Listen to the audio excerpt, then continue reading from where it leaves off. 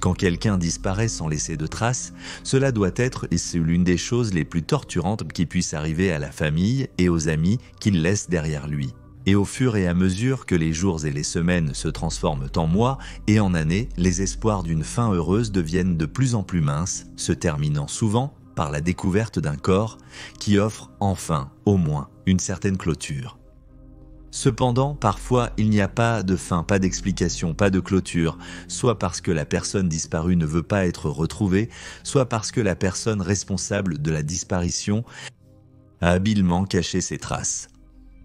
Ici, nous examinons 3 disparitions qui n'ont jamais été résolues, mais qui ont captivé l'imagination des détectives d'Internet, qui sont désespérés de rassembler certains des indices cryptiques. Pour essayer enfin de trouver des réponses, c'est le détective des affaires non résolues.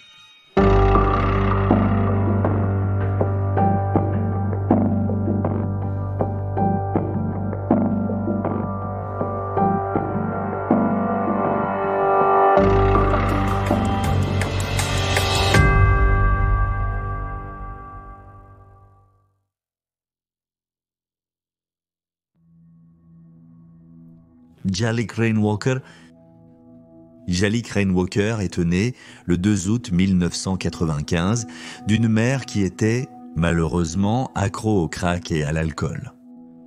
Comme cela n'est pas rare dans de telles situations, Jalik est aussi né accro à la cocaïne. Sa mère étant incapable de s'occuper de lui, Jalik a passé sa petite enfance dans différents foyers d'accueil avant d'être finalement adopté en 2007 par Jocelyn McDonald et Stephen Kerr, qui avaient déjà 3 fils biologiques et une fille adoptive. Comme on peut le comprendre, Jalik était un enfant difficile et malgré son intelligence, il était également très perturbé et sujet à des crises de colère violentes. Bien que Kerr et McDonald aient été considérés comme un foyer thérapeutique supposément adapté à ses besoins spéciaux. Cependant, ils menaient un mode de vie très inhabituel dans leur maison du comté de Washington à New York. Il n'y avait pas d'eau courante, les toilettes étaient des latrines, l'électricité provenait d'un générateur. Tout le monde dormait dans une seule pièce et tous les enfants étaient déscolarisés à la maison. La famille l'a déclaré vivre de cette façon parce que c'était mieux pour l'environnement. Peu de temps après son adoption, Jalik est devenu problématique pour la famille et ses 4 frères et sœurs auraient eu peur de lui. Et selon son père adoptif, Jalik a menacé de violer un enfant dans la petite école à domicile qu'il fréquentait. Ainsi, seulement 3 mois après son adoption, Kerr et McDonald ont appelé une ligne d'urgence et ont dit que Jalik était ingérable. McDonald a dit qu'elle avait peur de lui. Il représentait un danger pour la famille et elle ne voulait plus qu'il reste chez eux. Elle a même demandé à annuler l'adoption. Le travailleur de crise lui a dit que cela n'était pas possible car l'adoption était contraignante. Alors, à la place, elle a suggéré un soin de répit. Jalik a été envoyé à la maison d'Hélène et Tom Person. Ils avaient déjà fourni des soins de répit à Jalik par le passé. Ils les connaissaient donc déjà. Jalik est resté avec les Person jusqu'au 1er novembre 2007, date à laquelle il est retourné chez Kerr, qui prévoyait de l'envoyer dans une autre maison de répit le lendemain. Malheureusement, Jalik n'a jamais fait ce voyage. Dans la nuit du 1er novembre, Jalik a passé la nuit avec Stephen Kerr dans la maison du père de Kerr à Greenwich. Les deux étaient seuls dans la maison et n'étaient pas retournés à la maison familiale car ils voulaient protéger les autres enfants de ces accès de violence. Kerr prétend qu'il s'est réveillé le lendemain matin vers 7h30 pour découvrir que Jalik avait disparu. Il est parti, laissant derrière lui une note qui disait « Chers tous, je suis désolé pour tout. Je ne serai plus une gêne. Au revoir Jalik. Jalik 12 ans. N'a jamais été vu ou entendu depuis. » Kerr a attendu 90 minutes avant de signaler la disparition de son fils et a d'abord prétendu qu'un sac de sport et l'animal en peluche préféré de son fils étaient tous deux manquants. Ces articles ont cependant été retrouvés ultérieurement dans leur garage. Jalik n'avait ni argent liquide ni carte de crédit sur lui lors de sa disparition. Une recherche approfondie de la zone n'a rien donné et en quelques jours, la police a annoncé qu'elle soupçonnait un acte criminel car il était peu probable qu'un enfant de cet âge puisse survivre seul. Il a été classé comme disparu en danger, bien que la possibilité que Jalik se soit enfui ou ait commis un suicide n'ait pas été écartée. Les soupçons se sont immédiatement portés sur ses parents adoptifs et bien que McDonald ait passé un polygraphe et réussi, Kerr a refusé d'en passer un. Il a déclaré qu'il avait un problème médical et que c'était donc trop peu fiable. Il n'était également pas disposé à donner un échantillon d'acide désoxyribonucléique. Le couple a affirmé que Jalik, métis, s'est toujours identifié comme noir et s'est toujours senti plus à l'aise parmi les Afro-Américains et il croyait qu'il avait fui pour vivre au sein d'une communauté afro-américaine, peut-être Albanie, où vivaient les demi-frères de Jalik. Cependant, il n'y a absolument aucune preuve de cela et la police a démenti cette affirmation dès le début et a déclaré le père adoptif de Jalik comme une personne d'intérêt dans la disparition de son fils. La police a fouillé de fond en comble leur maison et celle du grand-père car ils soupçonnaient que Jalik pourrait y être enterré. De plus, la police, les gardes forestiers et le Federal Bureau of Investigation ont fouillé les bois et les voies d'eau autour des villes du comté de Washington, Greenwich et Cambridge. Ils ont même fouillé les terrains de camping où la famille passait ses vacances, mais aucune trace n'a été trouvée. Bien que Jalik n'ait eu aucun contact avec sa famille biologique, il y a encore plusieurs personnes qui le regrettent sincèrement et continuent de chercher des réponses. Parmi eux figurent certains de ses parents d'accueil et sa grand-mère adoptive maternelle Barbara Riley, qui a même mis en place une force d'intervention dédiée à la recherche de son petit-fils disparu. Il semble que les seuls qui veulent oublier Jalik sont ses parents adoptifs, Jocelyn et Stephen. Barbara pense que la lettre que Jalik a laissée lorsqu'il a disparu faisait partie d'un projet scolaire antérieur et avait été écrite des semaines avant sa disparition. À ce jour, Barbara maintient que son gendre en sait plus et aurait pu tuer Jalik. Elle a dit que son comportement au fil des années l'a conduit à croire qu'il est capable de faire du mal à un enfant. Barbara est maintenant brouillée avec sa fille et elle ne se parle plus. Au cours des enquêtes, le père adoptif de Jalik a menti à plusieurs reprises à la police sur son lieu de présence la nuit où Jalik a disparu. Il affirme avoir dormi la nuit entière, mais la police a trouvé une image de surveillance montrant un camion très similaire au sien. Cependant, Kerr a refusé leur demande d'examiner sa camionnette. Ils ont également analysé les données du téléphone portable de Kerr et il a été localisé dans une zone loin de la maison de son père où il a dit qu'il séjournait avec Jalik. Mais peut-être le plus suspect de tous est que Kerr a été surpris par plusieurs personnes en train d'arracher les affiches de personnes disparues de son fils. Kerr a nié cela, mais a reconnu avoir demandé au propriétaire de retirer les magasins. Cependant, plusieurs témoins jurent qu'ils ont vu Kerr retirer les panneaux. En janvier 2008, il y a eu une percée surprenante. Une lettre a été envoyée aux médias et à la famille, affirmant que Jalik était toujours en vie et probablement retenu par quelqu'un. La lettre dit « Jalik, toujours en vie, avait besoin d'un fantassin pour cette guerre contre la drogue. Je l'ai récupéré RT40 après 30. Il va bien. Pas de faux. » Il dit demander à sa maman et à son papa qui sont la famille Macaroni. Mon chat nommé Diamond, pourquoi Frantic crie-t-il au feu? N'essayez pas de regarder, nous ne sommes pas là. La lettre n'avait pas d'adresse de retour, mais était oblitérée à Westchester, New York. La police soupçonnait que Kerr lui-même avait écrit la lettre pour détourner la police et les éloigner de sa piste. Mais pourquoi ferait-il cela? Il est juste de dire que le comportement de Jocelyn McDonald et Stephen Kerr a été très inhabituel depuis la disparition de leur fils, et ils semblaient ne montrer aucun intérêt à rejoindre la campagne pour le retrouver. En 2013, les parents adoptifs ont été réexaminés et le cas de Jalik a été reclassé en tant qu'enquête pour homicide. Bien que nous devions souligner, il n'y a toujours pas assez de preuves pour les accuser d'un quelconque crime. Quand Jalik a disparu, c'était un préado d'environ 1,67 m pour 47 kg avec une coupe afro. Aujourd'hui, il serait un homme de 25 ans. Une caractéristique d'identification clé est un léger trouble de la parole qui le fait prononcer la lettre R comme un dwifedil. Il est possible que Jalik soit encore en vie, mais avec le temps qui passe, cela devient de moins en moins probable. Cependant, ses parents adoptifs sont jusqu'à ce jour convaincus qu'il est vivant et vit avec une famille qui, pour des raisons inconnues, l'a gardé caché. Si quelqu'un a des informations sur cette affaire veuillez contacter le département de police de Greenwich Village au 51869 29 332.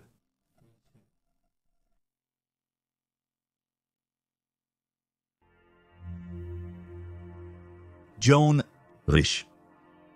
La disparition de Joan Rich est l'un des cas de personnes disparues les plus étranges jamais enregistrés, et bien qu'elle ait eu lieu il y a près de 60 ans, elle reste un sujet de débat brûlant parmi les détectives d'Internet. Joanne Rich était une mère de 31 ans qui vivait à Richfield, Connecticut, avec son mari Martin, sa fille Lillian, âgée de 4 ans, et son fils David, âgé de 2 ans. Joanne avait vécu une enfance quelque peu tragique après que ses 2 parents soient de mort dans un incendie suspect en 1940.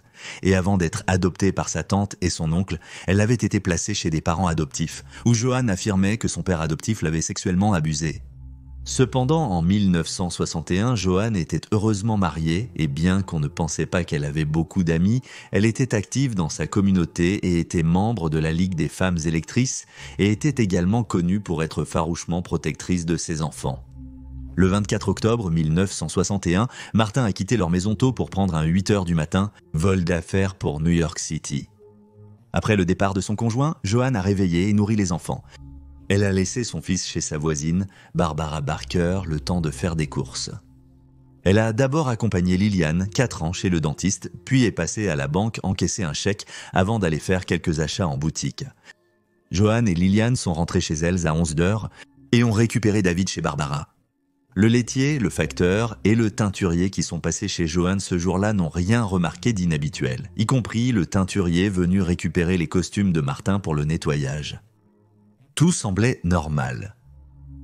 Vers midi, Joanne a préparé le déjeuner des enfants puis a couché David pour une sieste. Il dormait habituellement quelques heures à cette heure-là. Pendant que David dormait, Lillian jouait avec Douglas, le garçon du voisin, tandis que Joanne faisait des tâches dans le jardin. Un peu avant 2 heures de l'après-midi, Joanne a demandé si Lillian pouvait aller jouer chez Douglas et a dit à Barbara qu'elle serait de retour sous peu. Les 2 enfants jouaient dans le jardin. 15 minutes plus tard, Barbara regarda par la fenêtre de sa cuisine et vit Joanne sortir de sa maison en trench-coat. Elle a dit que Joanne avait l'air étourdie et marchait rapidement, mais elle a juste supposé qu'elle courait après David. Elle a ensuite vu Joanne revenir vers sa maison. À 3h40 de l'après-midi, Barbara a renvoyé Lillian chez elle car elle devait faire des courses pour elle-même. Elle est rentrée chez elle à 4h15 de l'après-midi. Et c'est à ce moment que Lillian est sortie de sa maison en disant « Maman est partie et la cuisine est recouverte de peinture rouge ». Barbara s'est ruée dans la maison. Elle a trouvé David en train de pleurer dans son berceau, mais aucune trace de Joanne, et le rouge dans la peinture que Lillian disait avoir vu n'était pas de la peinture. C'était du sang. La police est arrivée à 16h33, suivie peu après par le sergent Mike McHugh. Il y avait du sang sur le sol et les murs, et le téléphone avait été arraché du mur et jeté dans une poubelle. La table et les chaises étaient renversées. Un carnet d'adresses trouvé à proximité était ouvert à la section des numéros d'urgence. Le sergent Mike a ensuite remarqué que le sang sur le sol de la cuisine menait jusqu'à la chambre de David à l'étage et tout le chemin retour jusqu'à la cuisine. La piste continuait à l'extérieur et s'arrêtait au coffre de la voiture de Joanne. La quantité de sang trouvé n'indiquait pas que Joanne avait subi une blessure mettant sa vie en danger. Il semblait également que quelqu'un avait essayé d'étaler le sang pour faire croire qu'il y en avait plus qu'il n'y en avait réellement. Le groupe sanguin était haut, comme celui de Joanne, mais il n'a jamais été confirmé que c'était bien son sang.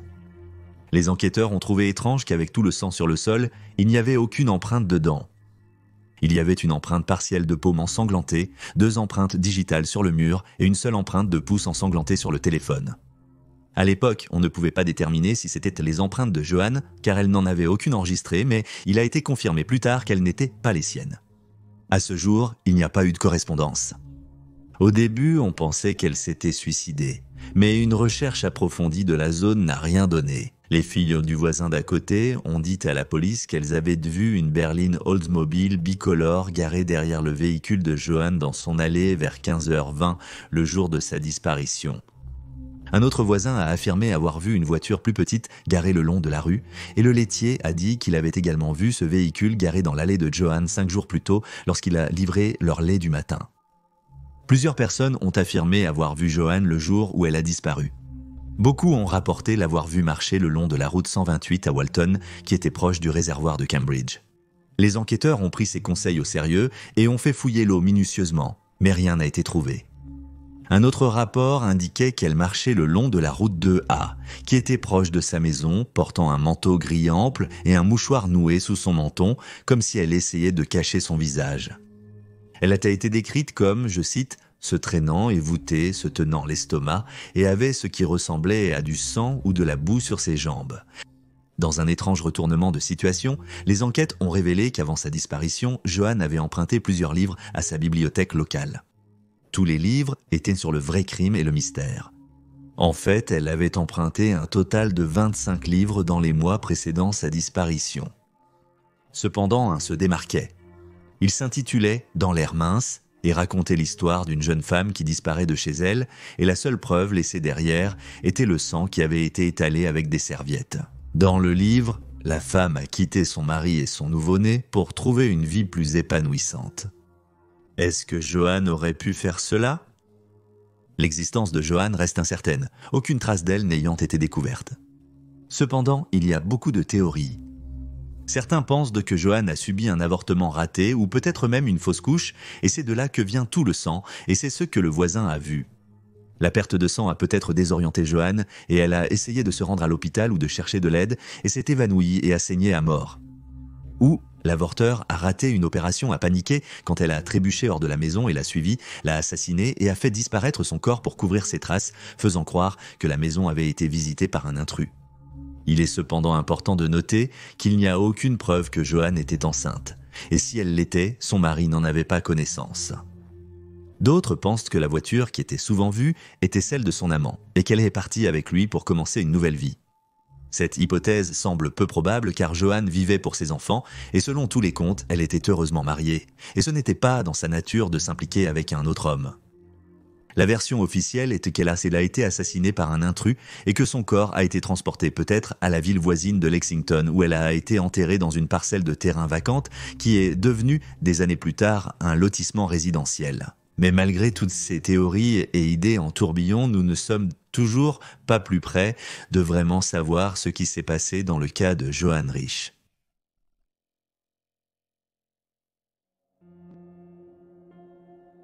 Charlie Allen Jr. est âgé de 22 ans et étudiant en dernière année d'université, était un joueur de tennis obsessionnel qui rêvait de devenir professionnel, mais le 12 octobre 2007, il a disparu de la surface de la Terre.